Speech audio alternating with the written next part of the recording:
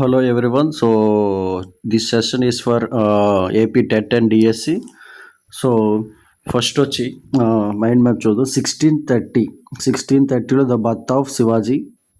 అలాగే నెక్స్ట్ వచ్చి 1646లో beginning of Shivaji rule అనేది. శివాజీ ఎప్పుడు పుట్టారంటే 1630. శివాజీ యొక్క రూల్ ఎప్పుడు స్టార్ట్ అయిందంటే 1646. అలాగే నెక్స్ట్ 1666లో imprisonment at and escape from Agra. శివాజీకి ఇంప్రిజన్మెంట్ అంటే జైల్లో పెట్టడం జరిగింది. అలాగే అక్కడ నుంచి ఎస్కేప్ చేయడం జరిగింది ఆగ్రాకి.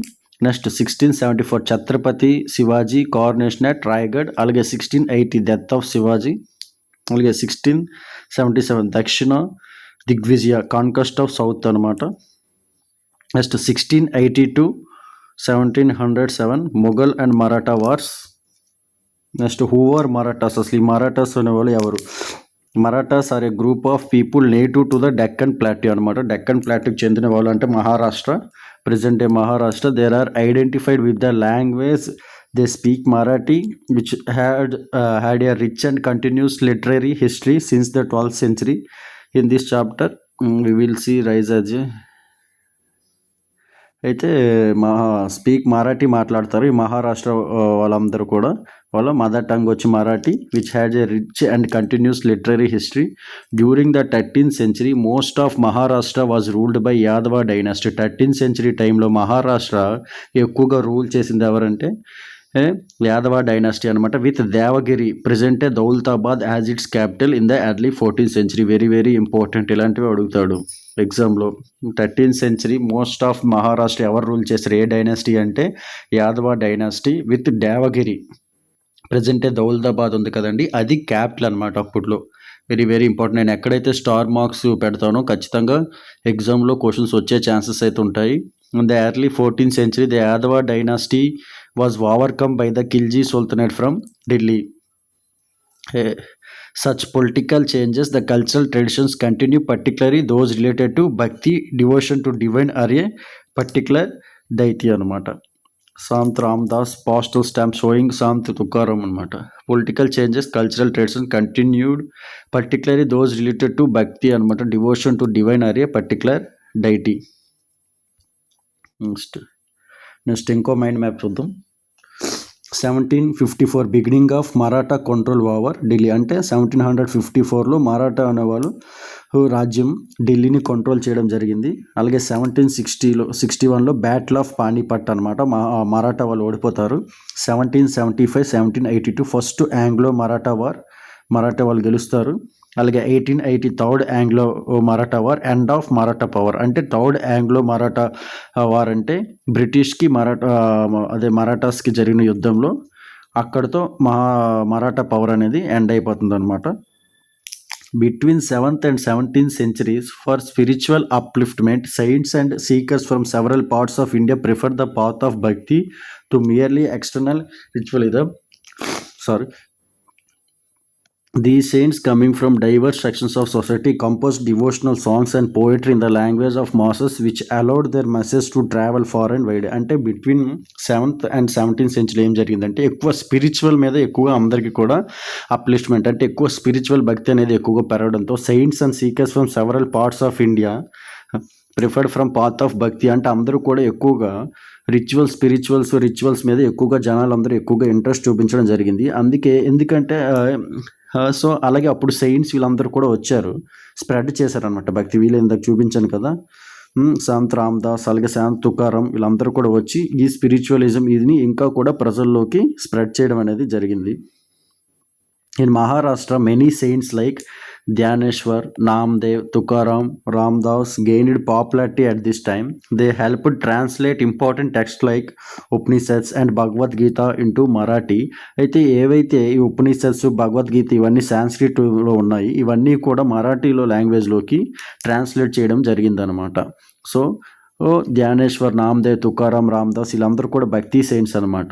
సో ఇదంతా కూడా ఈ పాపులర్ రిచువలిజం ఇవన్నీ కూడా స్ప్రెడ్ చేయడం అనేది జరిగింది. Making their philosophy accessible to the people. Some also focused on social organizations and political awareness similar to Sikh gurus. As a result, the society acquired a solid cultural foundation which later helped the Marathas to organize themselves into a political power అన్నమాట.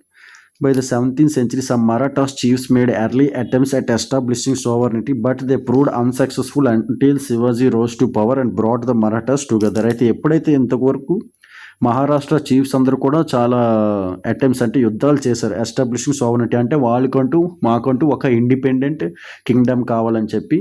కానీ అందరూ కూడా Kings అందరూ కూడా unsuccessful అయ్యారు. ఎప్పుడైతే శివాజీ వచ్చారో పవర్లోకి అప్పుడు మరాఠాస్ అందరూ కూడా ఏకమయ్యి దే బికమ్ సక్సెస్ అన్నమాట. Foundation of Maratha power and rise of Shivaji. Very important Shivaji. In 1630 Shivaji was born in the Bhonsle clan, అంటే భోన్స్లే వంశంలో పుట్టారు, టు సహాజీ అండ్ జీజాబాయ్. వెరీ ఇంపార్టెంట్, అంటే శివాజీ యొక్క పేరెంట్స్ అనమాట. Very important. ఫాదర్ వచ్చి సాజీ అండ్ మదర్ వచ్చి Jijabai. At the time Shahaji served the Deccan sultanates and was often away from his family. Meanwhile, in his Jagir at Pune, Shivaji grew up under the watchful eyes of Jijabai and some trusted officials, receiving values and good education. At this time, the Pune region was deeply affected by constant infighting between the Deccan Sultanates, whom the Marathas served, which caused much hardship for the common people. అంటే శివాజీ వాళ్ళ father సాజీ Deccan సుల్తాన్లో serve చేసేవాళ్ళు అనమాట, అంటే ఉండేవాళ్ళు, అక్కడ పనిచేసేవాళ్ళు. So అందుకే శివాజీ ఎక్కువగా తన మదర్ దగ్గర పెరిగారు. ఆ తర్వాత మదర్ దగ్గర పెరగడం అనేది జరిగింది. When he was just 16 Shivaji launched military campaigns, అంటే 16 ఏజ్లోనే మిలిటరీ క్యాంపెయిన్స్ను ఈ శివాజీ లాంచ్ చేశారు. First consolidating his hold over the Pune region by capturing neglected and unoccupied forts and strengthening their defences. His vision of sovereign kingdom Swaraj grew over the years, extending to political and economic cultural expanse. అంటే at the age of 16 టైంలోనే ఆయన military campaigns ఇవన్నీ కూడా launch చేసి first ఏం చేశారంటే Pune రీజన్ని capture అనేది చేయడం జరిగింది. ఇది very important. First Shivaji capture చేసింది ఏ రీజన్ అని చెప్పి అడుగుతారు. ఏంటంటే పూణే రీజన్ అనమాట. బై నెగ్లెక్టెడ్ అండ్ అన్ఆక్యుపైడ్ ఫోర్స్ని కూడా ఫస్ట్ టైము ఏంటంటే పూణే రీజన్ని ఆక్యుపై చేయడం జరుగుతుంది. అయితే ఈయన శివాజీ యొక్క మెయిన్ గోల్ ఏంటంటే స్వరాజ్యం, అంటే సావర్ని కింగ్డమ్, మాకుంటూ ఇండిపెండెంట్ కింగ్డమ్ కావాలని చెప్పి. ఇది సింధూర్గ్ ఫోర్ట్ అనమాట, near Maharashtra Goa border, is one of the several naval fortification build by Marathas build చేసింది. ఏంటంటే సింధూర్గ్ fort near Maharashtra Goa border దగ్గర ఉంటుందన్నమాట. Next Shivaji kingdom soon expanded to India's west coast and to secure access to the resources of coastal regions, he felt the need to establish a navy. This was truly revolutionary step at the time. By comparison, the Bijapur Sultanate ruled by Adil Shah dynasty. Bijapur Sultanate appudu ever rule chestunarante Adil Shah dynasty maintained merchant ships but did not possess a full-time naval force which could protect the coast. Even the Mughal Empire, its uses of a navy was very limited. Thus, the Maratha navy was born, whose exploits become legendary. As to protect his people from powerful enemies, Shivaji has recourse to the guerrilla warfare tactics ni Shivaji garu follow చేయడం జరిగింది అనమాట. Gorilla warfare అనేది first ఎవరంటే అల్లూరి సీతారామరాజు గారు అలాగే శివాజీ గారు ఈ gorilla warfare అనేది టాక్టిక్స్ అనేది ఫాలో అవడం. ఏంటి, అప్పుడు యుద్ధాలన్నీ ఎలా జరిగేవి, ఇటుపక్క ఒక సైన్యం ఉంటుంది, ఇటుపక్క సైన్యం ఉంటుంది, డైరెక్ట్గా యుద్ధాలు అనేవి జరిగేవి. కానీ గొరిల్లా వార్ఫేర్ టాక్టిక్స్ అంటే ఏంటి, ఎవరికి కూడా దొంగతనంగా అనమాట, ఎవరికి కనిపించకుండా సీక్రెట్ నుంచి అటాక్ చేయడం అనమాట. దాన్ని గొరిల్లా వార్ఫేర్ అంటారు.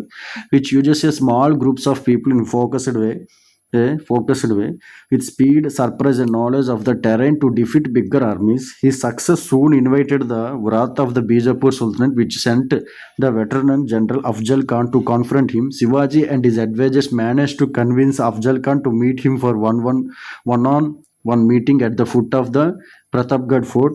Amid thick forest, the Shivaji killed Afzal Khan and Marathas hidden in the mountains and routed the Khan's army with guerrilla attack.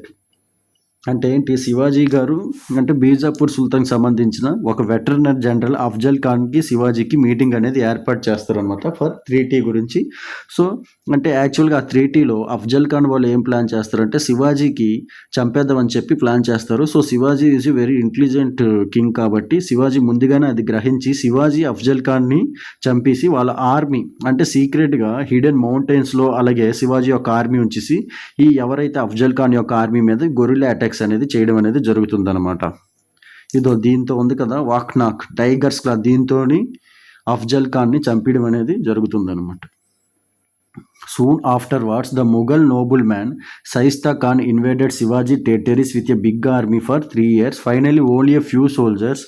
Shivaji raided Shaista Khan camp at night. The Khan barely escaped from the raid, losing a few fingers and promptly left Maharashtra. This daring raid resembles the modern day surgical strikes అనమాట. అంటే ఏం చేశారు ఈ surgical strikes ఇప్పుడు present, అప్పుడు ఈ surgical strikes ఎవరు ఎక్కువ యూజ్ చేసేవారు అంటే శివాజీ గారు అనమాట.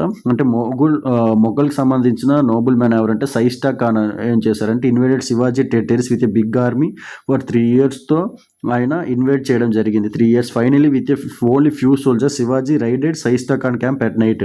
అంటే 3 years ఒక బిగ్ ఆర్మీతో షైస్తా ఖాన్ శివాజీ యొక్క సామ్రాజ్యం మీద ప్రవేశించాడు అనమాట 3 years.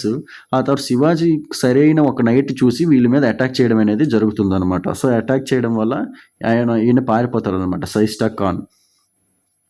Next, as a retaliatory action for the 3-year-long wave of attacks, Shivaji sacked Surat, a wealthy port city of the Mughal Empire. అయితే ఫైనల్గా శివాజీ సూరత్ని ఆక్యుపై చేసుకుంటారు. అది బాగా డబ్బున్న పోర్ట్ సిటీ అనమాట of the Mughal empire in present day Gujarat. There he obtained enormous treasure worth almost 1 crore of rupees, an extremely large sum for the time. However, he was careful not to attack religious places and even spared the house of Mohandas Parekh, a charitable man. He sacked Surat again after a few years. These events become famous that they appeared in the London Gazette, an English newspaper of the time, which conveyed how Shivaji wrote to all European diplomatic agents in Surat, demanding immediate presence of money, failing which he would return and ruin the city అనమాట. The sacking of Surat was a great insult to the might and prestige of the Mughal empire. అంటే ఎప్పుడైతే ఆ సూరత్ పోర్ట్నిది ఈ స్వాధీనం చేసుకోవడం జరుగుతుందో ఇక్కడ ఔరంగజేబ్కి ఏంటంటే నచ్చదనమాట, ఇన్సల్ట్ టు ద మొఘల్స్ అనమాట. దేర్ఫోర్ ఔరంగజేబ్ సెంట్ జైసింగ్ని పంపిస్తాడు అనమాట, a distinguished Rajput general to defeat శివాజీని ఓడించడానికి. Against him Shivaji had to concede defeat at Purandar fort and enter into a treaty. He had to give up A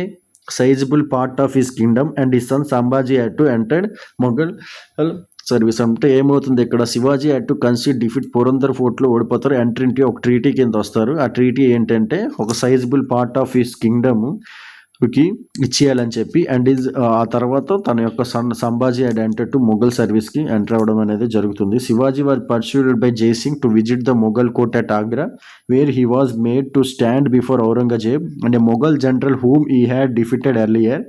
Incensed at this insult, Shivaji stormed out of the court, following which Aurangzeb put him under house arrest. To escape this, Shivaji devised a strategy. He started distributing gifts to holy men and Mughal generals. The gifts often contained fruits and sweets packed in big baskets. The gods initially checked them, but soon stopped doing so. Expecting this, Shivaji and his son Sambhaji hid themselves in the baskets and made their escape. Aurangzeb could never capture Shivaji again. అంటే ఎప్పుడైతే జయసింగ్తో యుద్ధంలో ఓడిపోతారో శివాజీని house arrest అనేది చేయడం అనేది జరుగుతుంది అనమాట. అయితే house arrest చేయడం జరుగుతుందంటే శివాజీ యొక్క ఎల్డర్ సన్ సంభాజీ ఏంటంటే మొఘల్ సర్వీస్లో చేరి వాళ్ళకి అన్నీ కూడా గిఫ్ట్లు అనేది ఎక్కువగా పంచుతారనమాట. అంటే ఏంటి, అక్కడున్న ఎవరైతే ఉంటారో సోల్జర్స్కి వీళ్ళందరికీ కూడా గిఫ్ట్లు ఇవ్వడం వల్ల వాళ్ళు ఏంటంటే ఆ గిఫ్ట్లు ఇచ్చి వాళ్ళని మభ్యపెట్టి ఫైనల్గా అక్కడ నుంచి శివాజీ గారు ఎస్కేప్ అయిపోతారు. ఆ తర్వాత నుంచి ఔరంగజేబ్ ఎప్పుడు కూడా శివాజీని పట్టుకోలేకపోతారు అనమాట. A few years later in 1674, Shivaji was coronated as king with full Vedic rights అనమాట. 1674లో చూడండి శివాజీ కింగ్ అనమాట with Vedic rites at the strong mountain forest of Raigad. His formal title after the coronation was Shri Raja Shiva Chhatrapati అనే title అనేది ఇవ్వడం జరిగింది. Like some past rulers, he started his own era the Rajabhisheka Shaka. He started his own ఎరా అనేది start చేయడం అనేది Shivaji rule అనేది start చేయడం అనేది జరిగింది. After the Shivaji embarked upon a conquest of the south, also referred to as the Dakshina Digvijaya. అంటే ఏంటి, శివాజీ గారు సౌత్ని కాంకర్ చేయడం స్టార్ట్ చేశారు, which included the important and then hill defended region of present day northern Tamil Nadu and parts of Karnataka.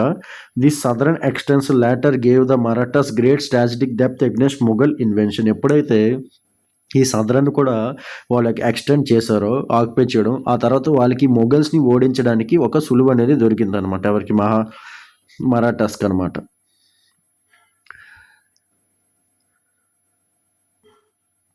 చూడండి, ఇది territories under Chhatrapati Shivaji అనమాట. Next, a favor claimed Shivaji's life when he was 50. He was a master strategist and a true visionary, and within his lifetime, his exploits had become legendary across India and beyond. The Europeans compared him with ancient generals like Alexander, and Bundela Prince Charles was so inspired by Shivaji's struggle against the Mughals that he managed to create an independent kingdom of Bundelkhand divided between present-day Uttar Pradesh and Madhya Pradesh. The famous Hindi poet Bhushan specifically came to Maharashtra to meet Shivaji and composed poems in his praise, some of which remain famous to this day. అంటే శివాజీ గారు ఇంతటి very బలవంతమైన leader ఎలా చనిపోయారంటే, fever వచ్చి at the age of 50కే శివాజీ గారు చనిపోవడం అనేది జరిగిందనమాట. The Marathas after Shivaji. అసలు శివాజీ తర్వాత మహారాష్ట్ర అనేది ఎలా ఉంది ఏంటి? మరాఠాస్. శివాజీ హ్యాడ్ 2 సన్స్ అనమాట. ఒకటి సంభాజీ, ఇంకోటి రాజారాం అనమాట. సంభాజీ అనే మూవీ చావా అని తీశారు రీసెంట్గా. After Shivaji death Sambhaji became the Chhatrapati. The Marathas were then the only obstacle to total Mughal control of the Deccan. Aurangzeb invaded the Deccan and conquered the Bijapur. ఎప్పుడైతే శివాజీ గారు చనిపోయారో ఔరంగజేబ్ ఏం చేశారు, డెక్కన్ అలాగే బీజాపూర్ని ఇదంతా కూడా ఆయన, అలాగే గోల్కొండని ఇదంతా కూడా ఆయన కంట్రోల్లోకి తీసుకోవడం రావడం అనేది జరిగింది. He then captured Sambhaji and after torturing him executed him. ఆ తర్వాత ఔరంగజేబ్ గారు ఏం చేశారంటే సంభాజీ గారికి వీళ్ళకి టార్చర్ చేసి చంపడం అనేది జరిగింది. After this he captured Raigad అనమాట. ఆ తర్వాత రాయగఢ్ అలాగే రాయగఢ్ అనేది మరాఠా క్యాప్చర్ చేయడం అనేది జరిగింది. After Sambhaji Rajaram became the Chhatrapati and fled to Gingee in present Tamil Nadu. The Mughal Maratha conflict the spread to south ఇండియాకి స్ప్రెడ్ అయింది. The Marathas has staunchly defended their fortress and often had the upper hand over the Mughals in battles and skirmishes. Aurangzeb was thus unable to leave the Deccan and died without having succeeded in subduing the Marathas, who emerged as a strong contender to Mughals. అంటే ఫైనల్గా ఔరంగజేబ్ చనిపోయాడు, but without having in సబ్డూయింగ్ the Marathas finally emerged as a Shivaji గారు. మరాఠాసే అంటే ఇంతటి Mughal umpire is the one of the greatest empire in India అనమాట. అంటే అన్ని empires కన్నా మొఘల్ అనేవాళ్ళు చాలా greatest empire in India. So finally ఈ మొఘల్ ఎంపైర్ మీదకి ధైర్యంగా పోరాడిన ఏదైనా ఎంపైర్ ఉందంటే అది మరాఠా కింగ్డమ్ అనమాట. సో ఫైనల్గా వాళ్ళు ఎంతో ఇదిగా పోరాటం అనేది జరిగింది.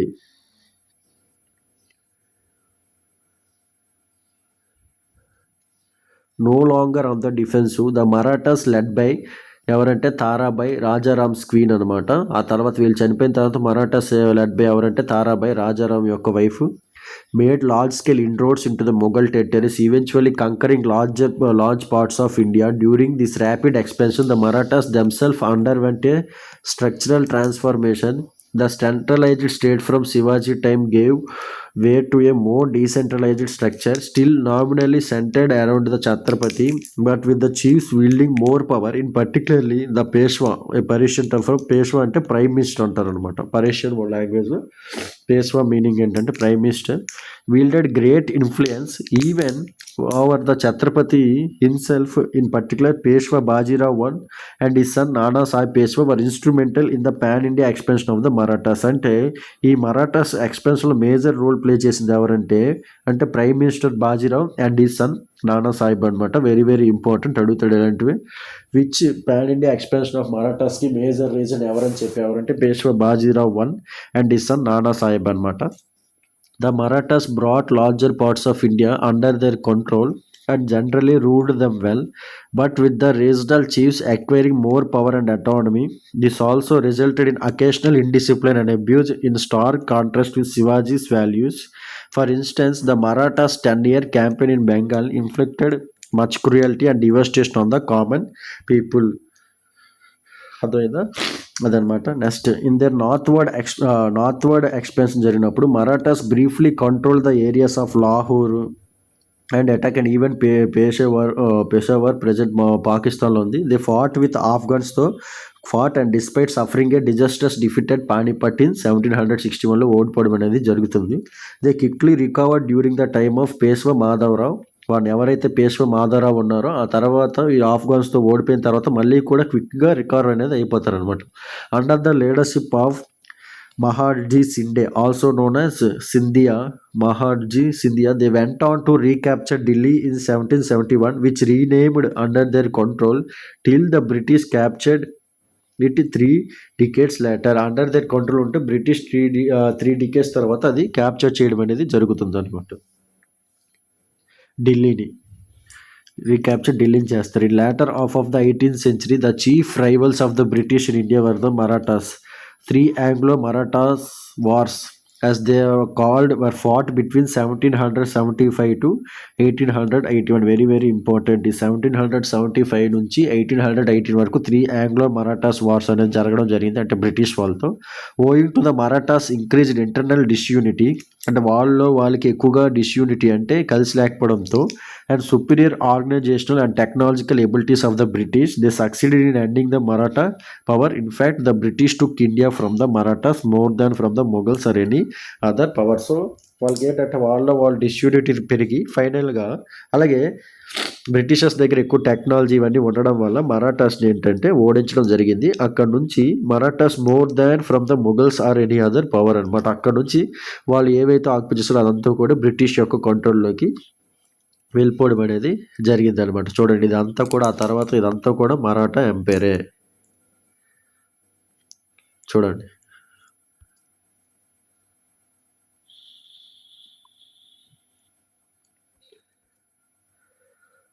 నెక్స్ట్ మరాఠా అడ్మినిస్ట్రేషన్ ఎలా ఉండేది ఏంటో చూద్దాం.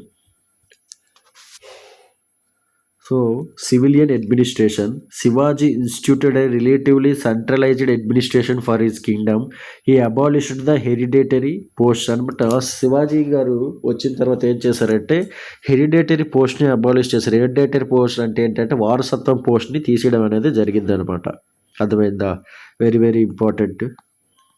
And land assignments and paid a salary to every government officials out of the state treasury. Many officials were periodically transferred as well, ensuring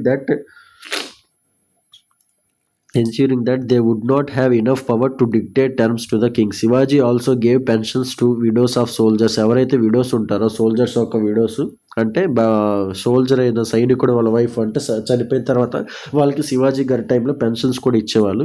who died in battles, even offering military post to their Sons, thus demonstrating his care for the soldiers and their families. So చూడండి Shivaji minted gold and copper coins in his own name. చూడండి Shivaji dignifying sound the use of Devanagari script అనమాట use చేసి, very very important.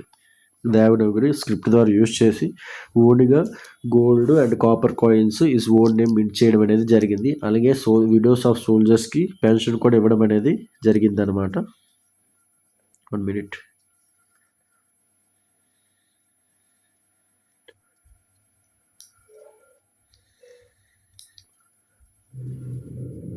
Okay, thank you.